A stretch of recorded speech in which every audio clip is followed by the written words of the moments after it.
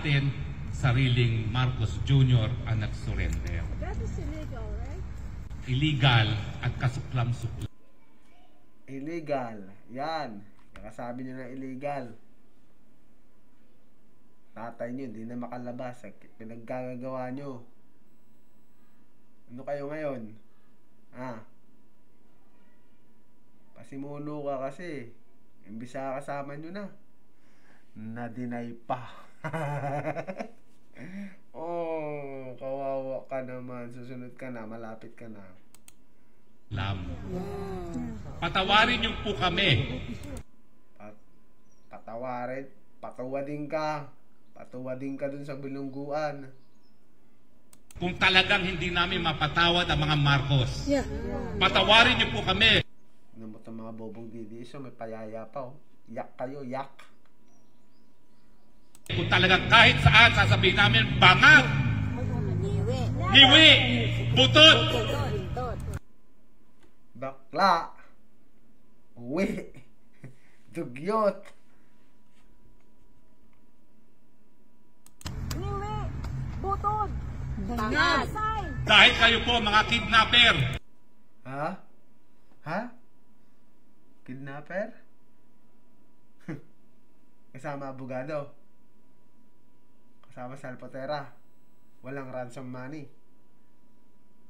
Bago Okay Hindi lang kidnapper na mga bata. Kidnapper. May kidnapper na palang matanda. Ang tanda mo na, Rode. Kinidnap ka pa. Kidnapper pa ng presidente. Patawarin niyo po kami kung hindi namin mapapatawad ang mga Marcos. Wala kaming pake. Ina mo, umuwi ka na. Never again, Never again!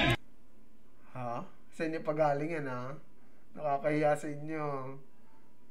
Never again! Kahit anong gawin mo! Marcos and Hindi naman natatakbo. Tapos na termino.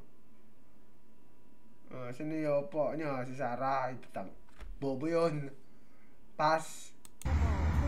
Hindi lang po si Tatay Digong ang kanilang kinidnap. Binaliwala po nila ang soberenya ng Pilipinas. Binaliwala po nila yung buhay na binuwis. Soberanya. Iisang tao lang ang isinuko na walang kapangyarihan. Tandaan mo yan. Attorney ka, bobo ka. Ng ating mga ninuno para tayo maging malayang bansa. Hindi lang po si Tatay Digong ang pinaglalaban natin dito. Pinaglalaban po natin yung ating soberenya. Hindi akla. Yung ating kalayaan bilang isang bansa. Bakit? Di ka ba malaya? Pagka nag-aala ka nga Ang ina mo.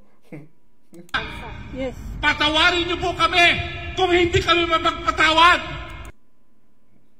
Di paki namin. Wala naman kami paki sa inyo Sariling bansa na.